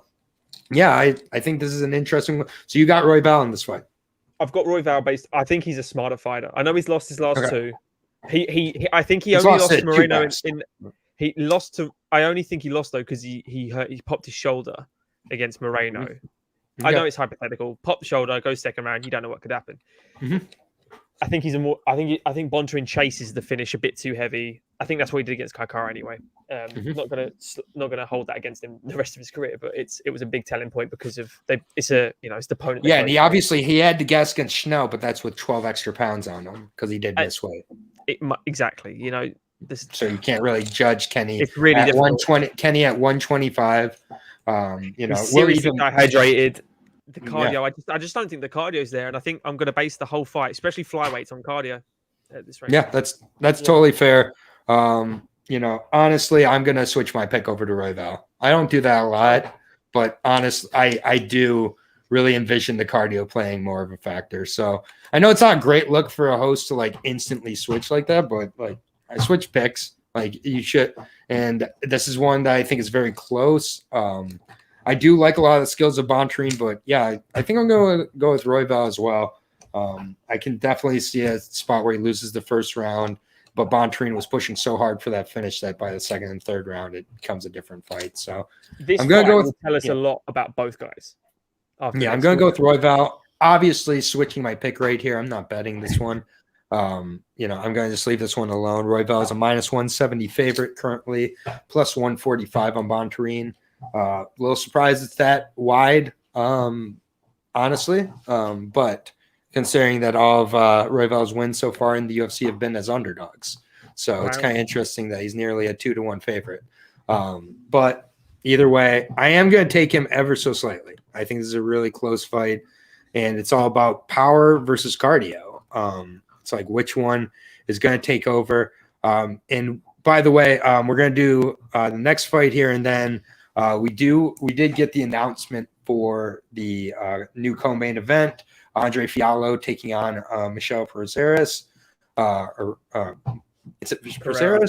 Pereira. I always do that. Very, very different fighters. Michelle Pereira and Michelle Pereira. Very different. But Michelle Pereira taking on Andre Fiallo as the new co-main event. Awesome short notice co-main event. But before we get to that, going to talk about Caitlyn Chicagian versus Jennifer Maia too. Did we need a second Caitlyn Chicagian Jennifer Maia fight? I think just based on the rankings, right? Like this is not a fight I'm super pumped for. We got two 33-year-olds here in Caitlyn Chicagian, blonde fighter against Jennifer Maia. Honestly, I just don't think Jennifer Maia is all that good. I don't think she's all that good. Very one-dimensional. Had that fantastic fight against JoJo Calderwood that really put her, somewhat on the map. Ravel can scramble for a third-round finish, in my opinion. Win or lose, he fights for your money. Yeah, I know. I don't care when people fight for my money and lose. I really don't care. Just like I don't care if they win my money and don't fight for it. But Jennifer Maia, 33 years old, Brazil shoot box. Fighting out of that super memorable fight against Jessica Ai. Everybody knew when that was announced it was going to be a banger, and it sure was. Jessica Ai somehow still in the UFC. Good Lord. But lost to Valentina Shevchenko, had the one round over Shevchenko. Good on Maia there. And then JoJo Calderwood, or JoJo Wood now win. Lost a close decision against Caitlyn Chicagian the last time. Do you see anything different this time around, really? I think, for the most part, it's Caitlyn Chicagian. I think she's improved, Chicagian. Yeah. And I think Maya's gotten worse. Yeah. Or worse. I think she has. She looked great for that one. She showed one round blip in Valentina. Mm-hmm. And then Valentina just sewed that blip up. Yep. And, and that's what she did. She beat Joanne Calderwood. Calderwood is a Muay Thai specialist. She cannot grapple for shit. I rate Joanne Calderwood as high as I rate Darren Till. No, Joanne Wood's better in her division. At this point, she's at the end of her career now, though. So Joanne Calderwood got married 2 weeks before her last fight. That was a mistake. Isn't that insane? That's insane. And she lost, of course. Anyway, I can't. That is one of the craziest. And she got married to her head coach. You would think the coach would be like, "Let's do this 2 weeks after the fight." You would think, it's not like this is just some random guy who's just got married to a fighter, doesn't know about the fight life. It's like this guy of all people should be like, "No, we don't have a wedding 2 weeks before." It wasn't Vegas, to be fair. Maybe it was just they just. I don't care. No, save it for after. Yeah. I don't see much different about compared to the first fight in this. They haven't Maya's got worse. Yeah, she's old. When was the first fight? A couple of years back, two years ago. 2019, I think, right? So the end of 2019. Okay, I was at the fight. I was at that fight. I don't even remember. I don't even remember seeing them. That fight was silent. I do not remember watching that fight. Everyone went to the bar. Yeah. Yeah, dude. lot of lines for the bathroom for Caitlyn Chikadze fights. Yeah, I'm going to go with Chicagian based on I think she's got good distance management. She's the best of the rest as far as I'm concerned, but no one's ever touching the champ. So all these fights are you better impress me. Yeah. Knock her out. Knock Maya out, and I'll root for you next time. Caitlyn Chikadze is not knocking anybody out. She's going to key out her way to another decision. Minus 170 for Caitlyn Chikadze and plus 145 on Jennifer Maia. This is crazy. This entire card, there's no minus 300 favorites. The biggest favorite is in our main event, which is pretty crazy to me. Yeah, isn't that wild? All the other fights are closer, which I kind of find should be a pick'em. Yeah, I kind of find shocking. Like I find completely shocking, actually. So before we get to the main event, I'm going to kind of do this one a little bit differently. So it is Muslim Sakayev. Or Muslim Salikov. Let me just get up the information here, and then here we go. I know Pereira's stats, I think, off the top of my head, but I don't know. All right, so Muslim is who got taken out. I should say, obviously not. And then, so it's Michelle Pereira taking on now Andre Fiallo. Andre Fiallo of PFL, of Bellator, of every other smaller organization, LFA. He's been all over the place. I'll just go over to Michelle Pereira real quick here. But this is a pretty cool short notice Brazilian matchup here. I think it's as exciting as the previous matchup was. I really do like what Fiallo was able to do in 2021. 4 knockouts. The last 2 with UAE, which I think is a great organization to prepare for the UFC. They put on really high level productions, good level of opponents they beat, and he's gotten finishes in all these fights. So it used to be when you saw Michelle Pereira, you're like pure excitement, but he's really become a much more disciplined fighter. He's learned from his mistakes. Obviously the Diego fight was a joke, but Tristan Connolly, he completely gassed out in that fight. And since then, Connolly came up in weight, didn't he, on 1 week's notice? Yeah, came up two weight classes. Yeah. But Pereira was coming out flipping. He was coming out, doing all sorts of shit. And then he was tired after 3 minutes, which anybody would be from flipping for 10 minutes. With Pereira, he's kind of changed the narrative on himself. He used to just be like caution to win, crazy guy, like throwing all sorts of crazy and gassing really quickly. And now he's like come much more technical. 2 straight decisions in his last 2 against very exciting guys in Nico Price and Chaos Williams. So he's shown he's not going to kind of fall into the trap of, I've got to put on a show here. Like he's looking to win.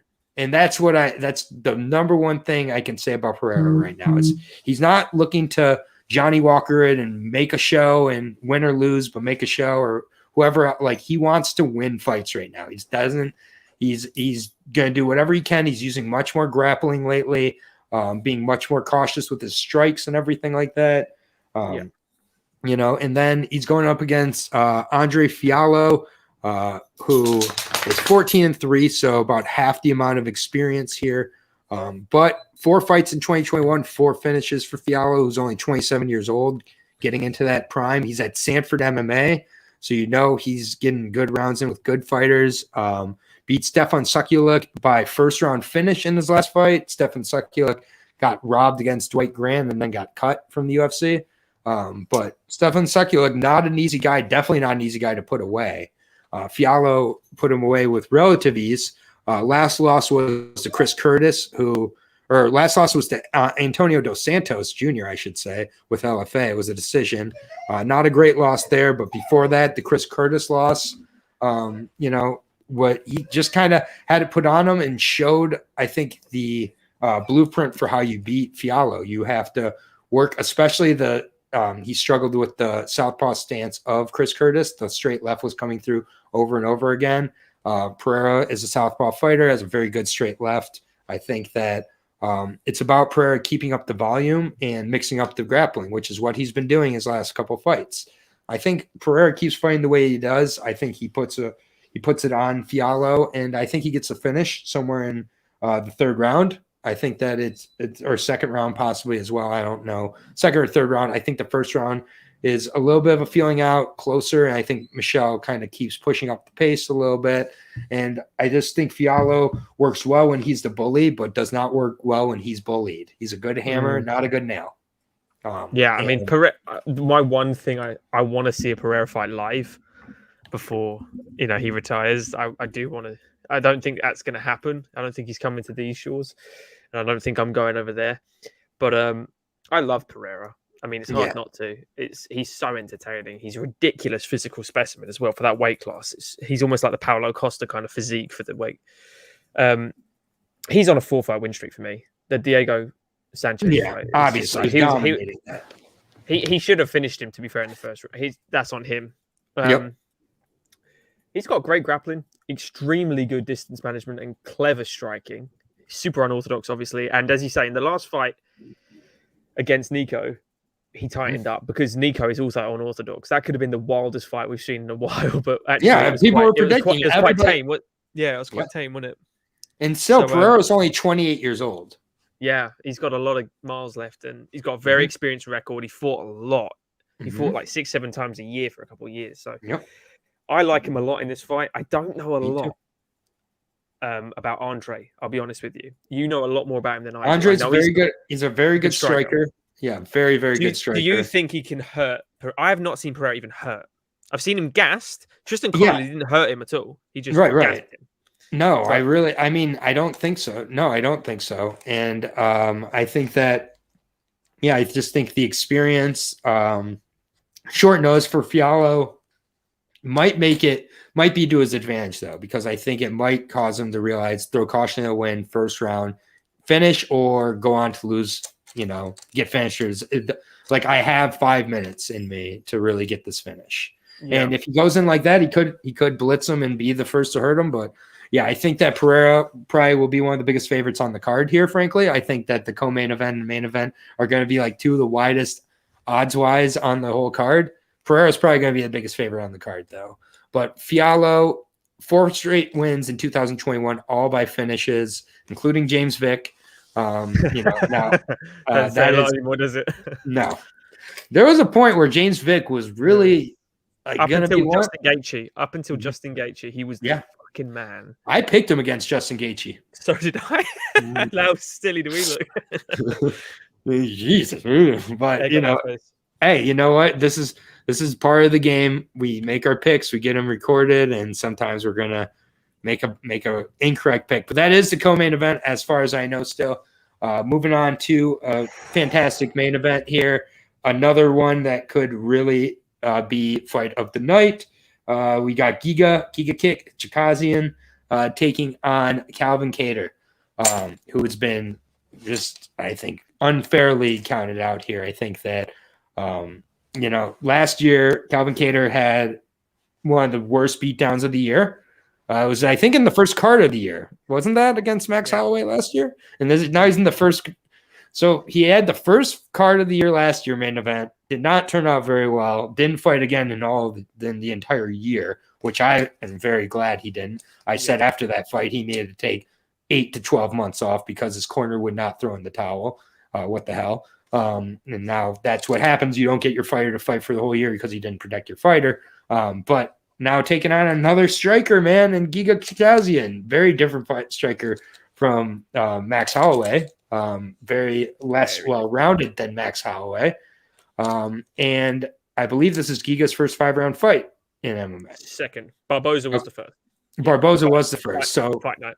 Yeah. Okay. That's right. I couldn't remember if that was a main event or not, but Giga, Georgia is coming, 33 years old for both these guys. So the time is now definitely to be fighting at kind of this level. Ninja Giga Chikadze, 14-2 now, on a 9-fight win streak since losing to Austin Springer on the Contender Series. Got choked out in that fight.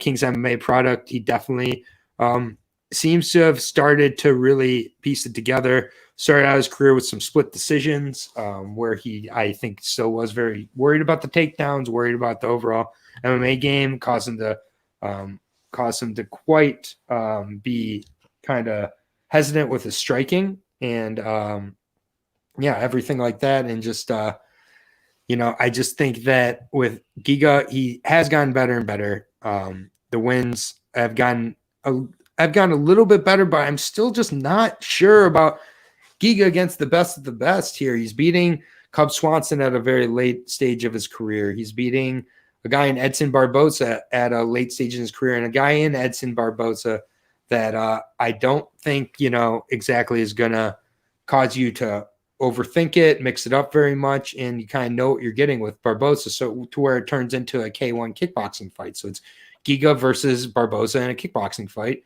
Giga won, and Giga was better. He did put him away in the third round there. I had found that quite impressive just because his last couple fights had been quick first round finishes. And I'm just, sometimes a little bit hesitant on that. But, Giga's kind of checking all the boxes for me lately. And I think checking the boxes for a lot of people. He's talking quite a bit, looks to be in good shape and everything. However, Calvin Kattar not to be accounted out here at all. 27 fights versus 16 fights, so nearly double the experience, same age here. We've seen against guys like Zabit, he really does push that pace. It's just sometimes he waits a little bit too long. That was a 3-round fight, though. If Zabit was a 5-round fight, I think Calvin would have kept doing what he was doing in that third round for the rest of the way. And I think that could really be what this fight looks like as well with Giga chikadze. While Giga did get a third-round finish his last fight, I still question the cardio, especially when the whole MMA game is pushed. His grappling cardio particularly was not tested against Edson Barboza. He has good striking cardio. We all know that. If Calvin Kattar comes in here and just looks to stand up and bang with Giga, he's going to get put away. He's going to lose the fight, or it will be just Giga for 5 rounds, rinse and repeat. Giga can kickbox for 45 minutes. Definitely can kickbox for 25 minutes.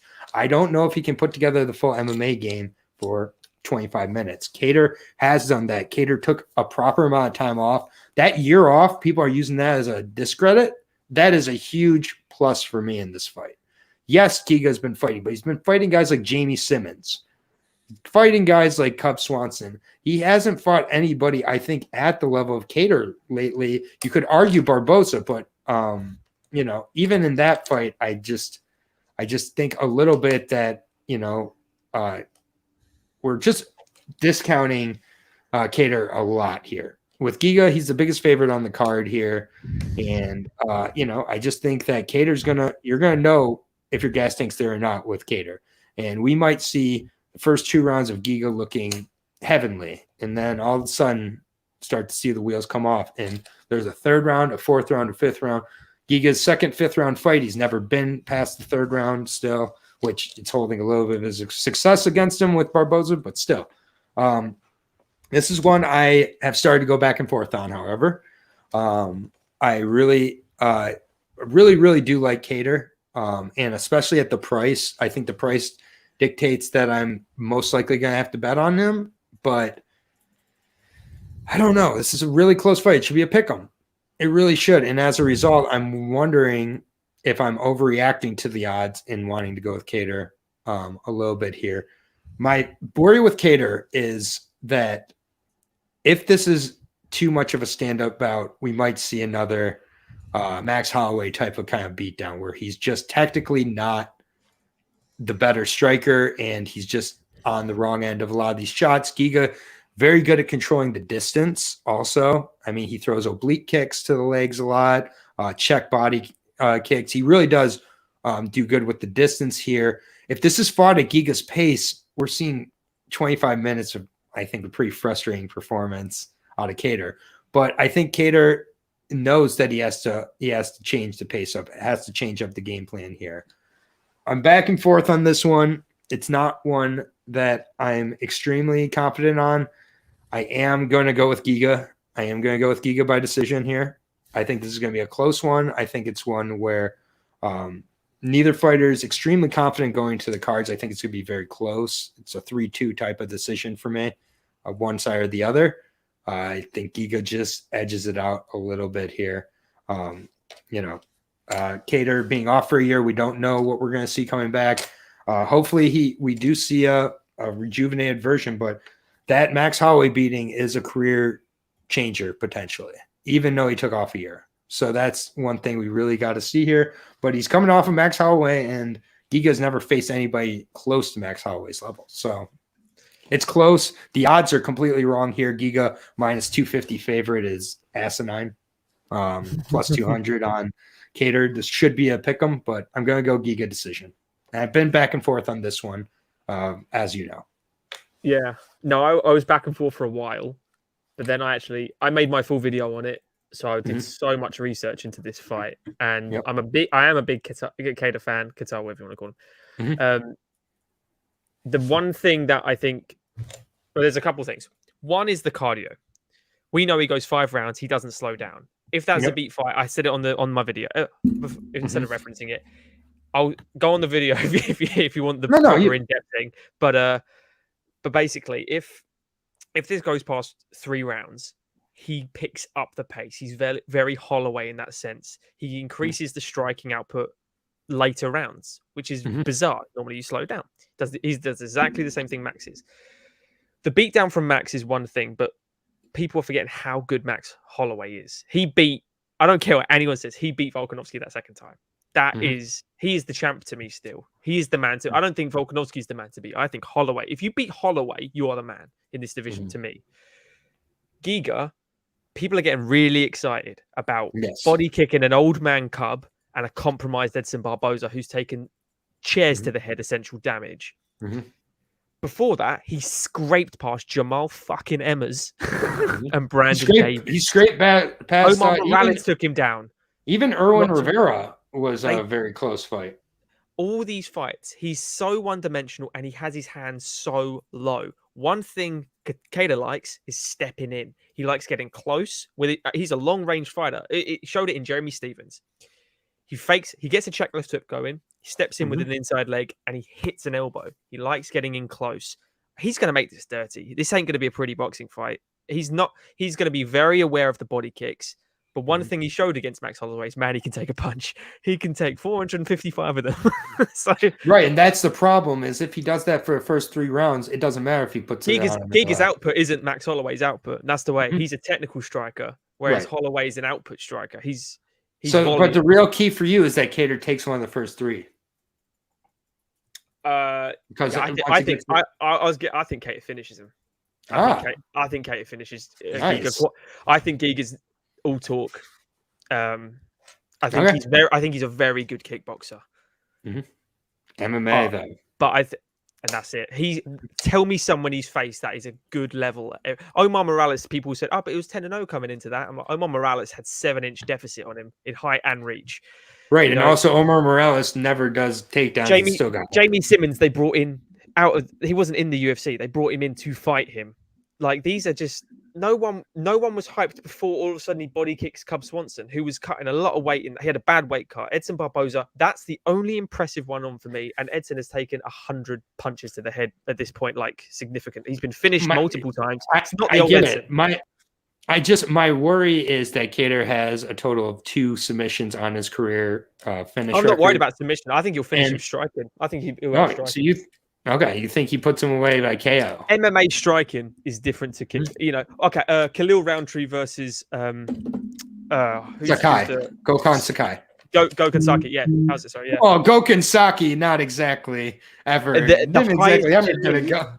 My point is the highest elite level kickboxer coming over. MMA striking is different. One down the pipe from. All right, fine. I'll raise you a Michelle Ankalides versus Alex Ferreira. Then, sometimes it works. Sometimes it does. I just don't. Yeah. I think this is a really close fight. I agree. He's only lost to Zabit recently and Max Holloway, and the Zabit fight, an extra couple. You could have swayed that for him if he got an extra minute in round 2. He would have won that fight. So I think Kattar is so damn good. And Kattar has been fighting MMA. I just looked at his debut, 2007, June of 2007. He's been fighting MMA. He's lost 5 times. He's lost 5 times. Hasn't faced a crazy level of competition. Knocked out Shane Burgos with an uppercut. Beat Andre. Yep. Look at the people he's fought. Chris Fishgold. Now, Chris Fishgold never did it in the UFC, but on the regional circuit, he was the man. We thought he was as good as Paddy Pimblett on the regional circuit. Oh, I loved Fishgold. I was so Lamas. pumped. He finished Lamas with a straight right. He knocked him sideways. Yo, you got Armchair on your side here. Kattar TKO. He's going to teach him a lesson. This is I think it's a lot of hype going on Giga here. I'm siding with Kattar. I like Kattar. If Giga does do it, I'm on the train. I just don't think he does. I don't think he does. I love it. Let's see. We've on a very close fight card. So like this is, I think, one of the closest fight cards we've broken down. We've got 1, 2, 3, 4, 5 disagreements here. Really quickly, I'll go through. We'll do our quick picks, and then everybody will get out of here. Shout out to Jillian Robertson for making it onto the show. So she sent me a text, so I do know her next opponent. And so stay tuned, but I'm a vault, so nothing coming there. But we'll go through our quick picks really quick here, call it a night.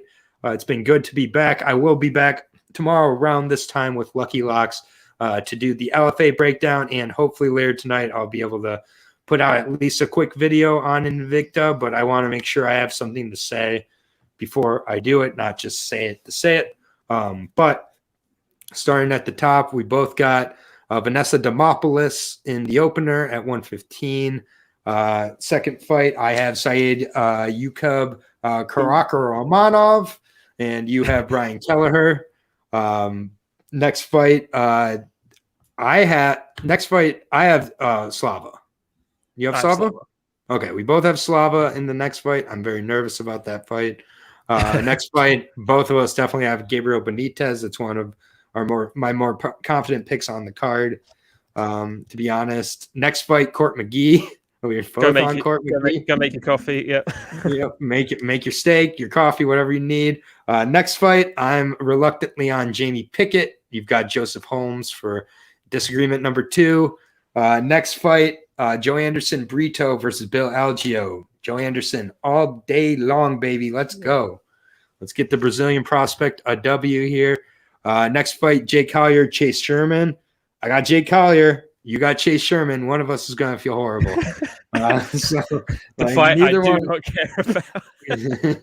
Yeah, one of us is going to have trouble sleeping because of one of these fat fucks. Next fight at 125, Brandon Roy Val versus Von Turin.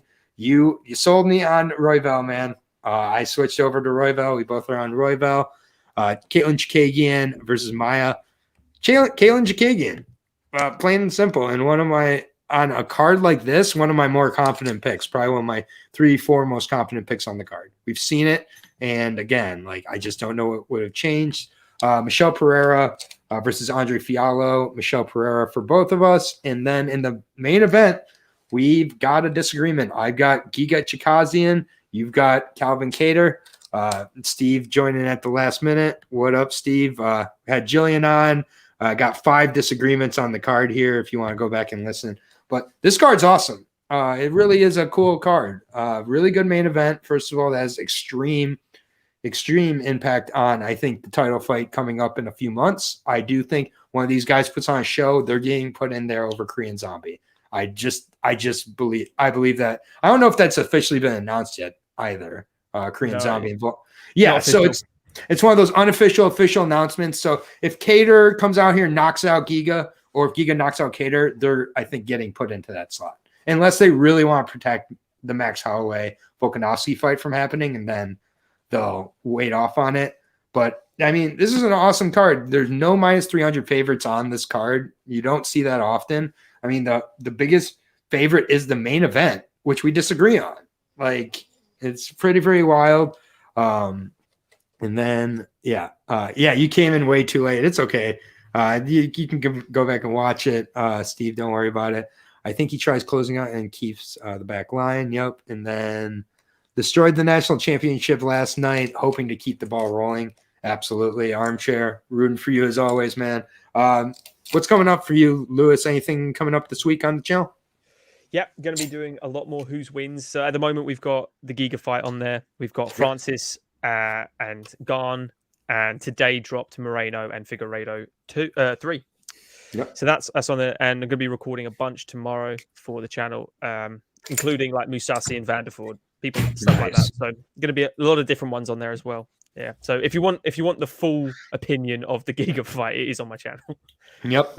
And those are always really great. I'm telling you, it's a huge tool I use in my breakdowns before and after. As I go to Norton MMA, I check out those breakdowns. I think that it's a really good insight and a solid tool. So definitely Norton MMA. If you're not already subscribed there, go subscribe there. Are you still doing the MMA podcast every week? So it'll be a review show on Monday.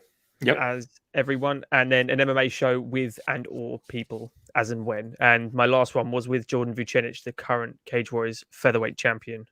Very cool. I'm going to say when he defends his belt against Paul Hughes on March, he will be into the UFC. Yep. Yeah, I love it. So keep up the good work. It is good to be talking UFC. I will keep track of these picks. So moving forward for the year, me and Lewis will be having a competition. So 5 disagreements. One of us is going to be ahead at least by 1. And then, MMA wagers, Invicta tomorrow. Going to try to bang out an Invicta breakdown here. Got to start on my tape on that a little more. But really good card there. Emily Ducati's on the card. Haley Cohen's on the card. Ton of really good fighters. And I don't know why they're doing it on Wednesday, but it is what it is. Appreciate it, Armchair. Good luck to you on your bets. We don't always agree on our bets, Armchair, but I'm always rooting for you, man. But for Lewis, for Aaron, for Jillian, the Savage Robertson, the most underrated fighter in the UFC. Glad I finally got to say that to her on camera. I've said that to her like a million times off camera, so it's fun to say that. 6 fights. Oh, no, Emily. I thought Emily Ducati was on it. This is how much I didn't look into the card. I'm going to try to look into the Invicta card. We'll see. But otherwise, I will be back tomorrow at 3 p.m. Eastern, 8 p.m. British time with Lucky Locks for the LFA breakdown. It's an awesome LFA card this Friday on UFC Fight Pass as always. So I'll see you guys all tomorrow. Keep taking care of each other and keep cashing those bets. Have a good one, everybody. Peace out.